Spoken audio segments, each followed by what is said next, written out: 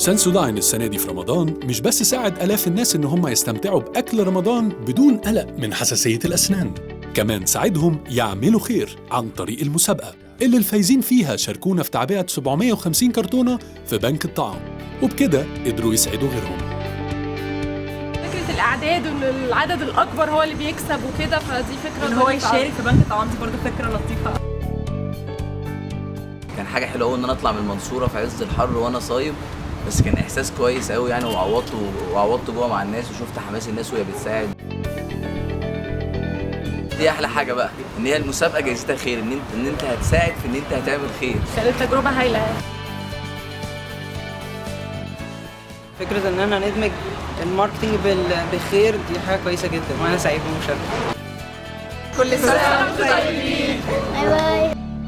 عيش أحلى اللحظات مع سنسوداين.